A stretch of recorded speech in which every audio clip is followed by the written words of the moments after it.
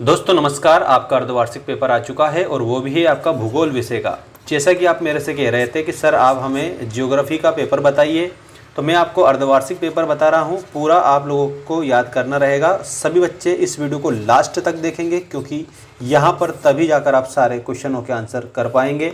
ये आप देख सकते हो, पूरा का पूरा पेपर मैं डिस्कस करूँगा आज। इस पूरे पेपर को आप लोगों को मैं बताने वाला हूँ। दोस्तों आप सभी बच्चे चैनल को सब्सक्राइब कर लेना। यदि आपको इसमें के 4 सेट पेपर चाहिए और वो भी सॉल्यूशन सहित, तो आपको काम करना है हमारे मेंस एजुकेशन ऐप को डाउनलोड कर लेना, जिसकी लिंक मैंने डिस्क्रिप्शन में डाल रखी है। तो आप लोग डिस्क्रिप्शन में जाइए और ऐप को डाउनलोड करके और आपका 8 सब्जेक्ट का कोर्स खरीद लेना। ये वार्षिक परीक्षा के लिए मैंने बनाया है। वैसे भूगोल विषय का जो पेपर है ना, ये वाला, ये अर्धवार्षिक के लिए भी है और वार्षिक के लिए, दोनों में काम आएगा।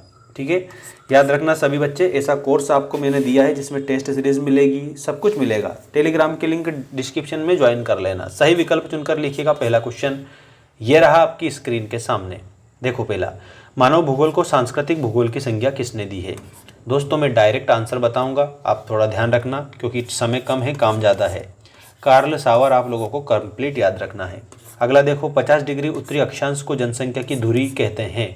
दोस्तों यहाँ पर आप लोगों को यूरोप आंसर के रूप में लिखना रहेगा, इसमें यूरोप आएगा।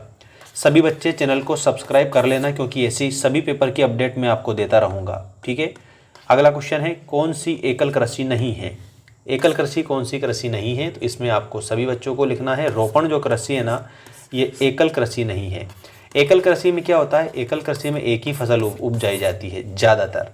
ठीक है, और यहाँ पर रोपण कृषि जो है ना, इसमें दो तरह की फसल उपजाई जाती है, याद रखना, जिसमें आर्थिक विकास भी शामिल होता है। भारत की सर्वाधिक जनसंख्या बसी है, तो सबसे ज़्यादा जनसंख्या कहाँ पर बसी हुई, कौन से क्षेत्रों में बसी हुई है? तो ये मैदानी जो क्षेत्र होते हैं ना, उसमें सबसे ज़्यादा जनसंख्या बसी हुई है, तो इसमें मैदानों पर। अगला है, जूट उत्पादन में अग्रणी राज्य कौन सा है?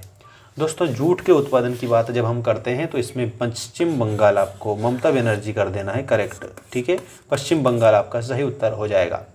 सभी बच्चे जल्दी से जल्दी लाइक कर दीजिएगा इस वीडियो को, और अगर आपने चैनल को सब्सक्राइब नहीं किया है तो चैनल को सब्सक्राइब जरूर कर लीजिएगा।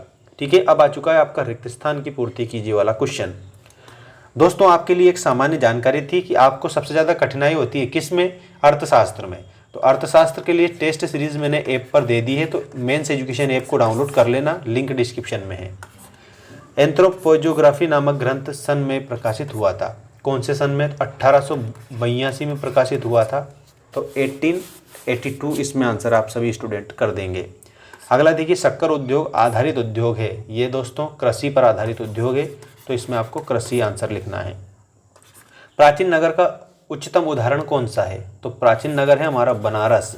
ठीक है, इसमें बनारस लिखना। अगला देखिए, प्राथमिक व्यवसाय में लोगों की संख्या है तो अधिक है। प्राथमिक जो व्यवसाय है जैसे कि कृषि, ठीक है, तो इसमें लोगों की संख्या अधिक है। जापानी विधि को विधि भी कहते हैं, कौन सी विधि कहते हैं जापानी विधि को? दोस्तों बिल्कुल, इसमें रोपा विधि भी कहते हैं, इसमें आपको रोपा लिख देना है। अगला है, पहला रेडियो कार्यक्रम सन 1923 में प्रसारित हुआ था, 1923 इसका आंसर हो जाएगा। सारे का आंसर लिख दिया है, स्क्रीन पर आ चुके हैं। तो आपको एक काम करना है, स्क्रीनशॉट ले लो, नहीं तो कॉपी में तो लिखोगे ही सही। अगर आपको पीडीएफ चाहिए तो ऐप डाउनलोड कर लेना और चैनल को सब्सक्राइब करके रखना। चलिए अगला क्वेश्चन देखते हैं, सही जोड़ी बनाइएगा। पहला, जीवन प्रत्याशा। तो दोस्तों जीवन प्रत्याशा के आगे आपको औसत आयु लिखना रहेगा। इसके बाद दिया है कृषि, स्थायी जीवन का आधार, इसमें कृषि का लिख देना रहेगा। अगला है धार्मिक नगर, धार्मिक नगर में प्रयाग लिखना। ठीक है, प्रयाग जो है ना, ये धार्मिक नगर है। संतुलित वातावरण, तो इसमें आपको 33% 1 लिखना रहेगा। आर्थिक उपलब्धियाँ, विकास, आर्थिक उपलब्धियाँ विकास का आधार होती है। और प्रमुख मोटा अनाज, तो इसमें ज्वार आपके सामने लिखा रहा है। ठीक है, ये वाला ज्वार है ना, यहाँ लिखा है, तो इसमें आपको लिख देना है ज्वार। ठीक है, इसका भी स्क्रीनशॉट ले लीजिएगा सभी बच्चे। अगला क्वेश्चन ये रहा, क्वेश्चन नंबर 4, एक शब्द एक वाक्य में उत्तर लिखिएगा। पहला क्वेश्चन यहाँ पर दिया है, प्रकृति पर मानव की सफलता का नाम क्या है? दोस्तों इसमें सफलता का नाम संभववाद है। ठीक है, तो इसमें आपको संभववाद ये लिख देना रहेगा।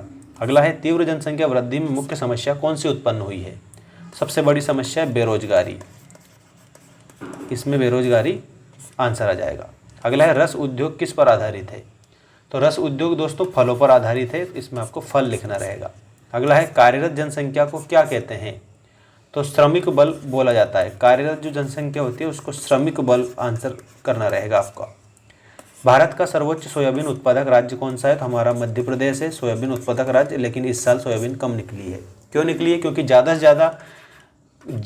से ज़्यादा उर्वरक का इस्तेमाल कर दिया है चारे को नष्ट करने के लिए, तो चारे के साथ साथ फसल भी नष्ट होने लग गई है। ये बात किसान को कब पता चलेगी, जब वो उसको सही तरीके से एजुकेशन मिलेगा।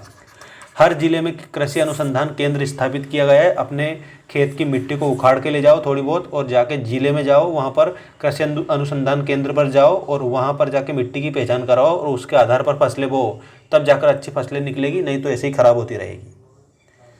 अब आपको मैं बता रहा हूँ क्वेश्चन नंबर 5, सत्य असत्य चुनिए वाला। वनस्पति एवं प्राणी के लिए जल अनिवार्य नहीं है। भाई साहब सबके लिए जल अनिवार्य है, इसमें आपको असत्य लिखना रहेगा। ठीक है, अगला देखिएगा, सूती वस्त्र उद्योग का जन्म ब्रिटेन में हुआ था। सही बात है, सूती वस्त्र का ब्रिटेन में हुआ था। बोली गई लिपि नहीं होती है, बिल्कुल सत्य बात है। हर बोली लिपि नहीं होती है, हर बोली की लिपि थोड़ी ना है। ठीक है, इसके बाद में मुक्ति का आधार ज्ञान तक नहीं पहुंचना है। भाई साहब इसमें असत्य है, क्योंकि मुक्ति का आधार होता है ज्ञान तक पहुंचना। अगला है भारतीय कृषि की प्रधान मजबूरी मानसूनी वर्षा है। ये बात बिल्कुल आप लोगों को क्या याद रखना है, कृषि की प्रधान मजबूरी मानसूनी वर्षा है, ये बिल्कुल सत्य है। अगला देखिए, पवन हंस भारत की हवाई सेवा है, ये भी आपको सत्य के रूप में आंसर करना रहेगा। ठीक है, सभी बच्चे हमारे मेंस एजुकेशन ऐप को डाउनलोड कर लेना, क्योंकि उस पर मैंने 12th क्लास का आर्ट्स सब्जेक्ट का कोर्स दे रखा है और वो भी मात्र 199 पर सब्जेक्ट में। वैसे अगर आपको सारे सब्जेक्ट चाहिए तो 499 रुपये में दिया है, जिसमें आपको PDF भी मिलेगा, वीडियो लेक्चर भी मिलेंगे, सेट पेपर भी मिलेंगे और प्रीवियस ईयर क्वेश्चन पेपर के आंसर भी मिलेंगे।